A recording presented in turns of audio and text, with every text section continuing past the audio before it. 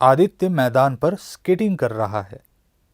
पहियों के कारण कम कोशिश में भी वो अच्छी खासी गति से घूम रहा है। पर अगर स्किट्स पहने हुए भी आदित्य गतिहीन रहा तो वो वहीं पर ही रहेगा। क्या आप बता सकते हैं कि गतिहीन स्केटर गतिहीन क्यों रहता है? संक्षेप में इसका उत्तर है, जो वस्तु विश्राम की स्थिति में होती है वो वस्तु विश्राम की स्थिति में ही बनी रहती है। दूसरे शब्दों में, अगर गतिहीन स्केटर को हमने यूं ही छोड़ दिया, अगर हमने उसे धक्का नहीं मारा, तो वो गतिहीन ही रहेगा। इस बर्ताव को इनर्शिया अर्थात जड़ता कहा जाता है। मुट्ठी भर सिक्कों को कागज पर रखें और पूरी गति से उनके नीचे से कागज को अपनी ओर खींच ले। क्या होगा? क्या सिक्के कागज के साथ आएंगे? सिक्के अपने ही स्थान पर बने रहेंगे। जो वस्तुएं विश्राम की स्थिति में होती है वे विश्राम की स्थिति में ही बनी रहती हैं, क्योंकि वे भी जड़ता को दर्शाती हैं। अब हम कांच की बोतल लेंगे, इसके साथ डबल ए या फिर पेंसिल सील लेंगे और बांस से तैयार किया गया एक लूप या जिसे हम पाश कहते हैं वो लेंगे। हम इस लूप को बांस पर रखेंगे और सेल को बोतल के ठीक ऊपर रखेंगे। यदि हम इस प्रकार तेज गति से लूप को निकाल लें तो सोचिए क्या होगा।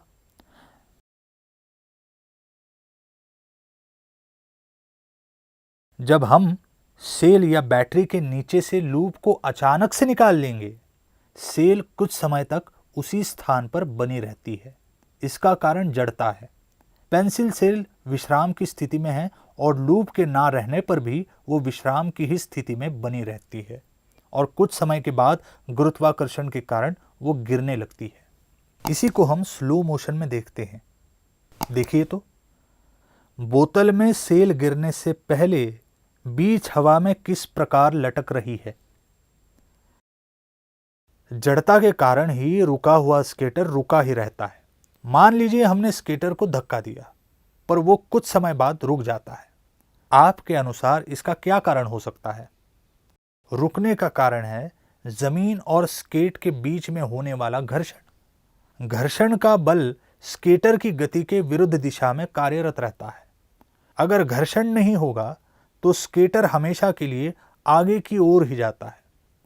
इसी आधार पर हम कह सकते हैं कि कोई भी वस्तु जब तक उस पर बाह्य बल कार्यरत नहीं होता है वो गतिशील ही रहती है।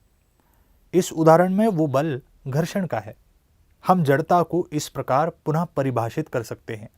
जड़ता वस्तु की उस विशेषता को कहा जाता है जिसके कारण किसी भी प्रकार का बाह्य बल न होने की वजह से या बाह्य बल के अभाव में वस्तु उसी स्थिति में बनी रहती है।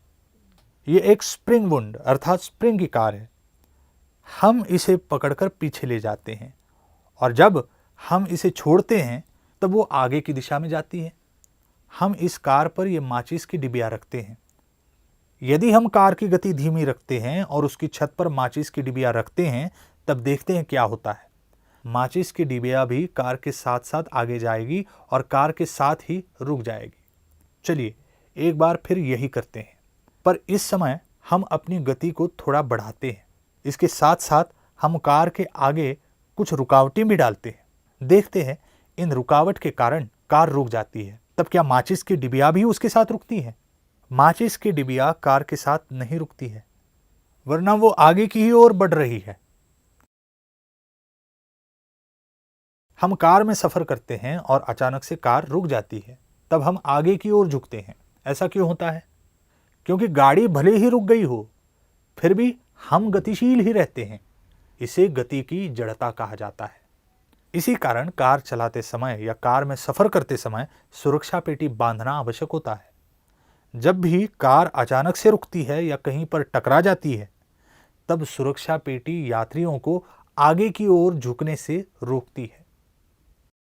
सारांश, हमने जड़ता नामक महत्वपूर्ण संकल्पना के बारे में चर्चा की है। जड़ता वस्तु की उस विशेषता को कहा जाता है जिसके कारण किसी भी प्रकार का बाह्य बल न होने की वजह से या बाह्य बल के अभाव में वस्तु उसी स्थिति में बनी रहती है।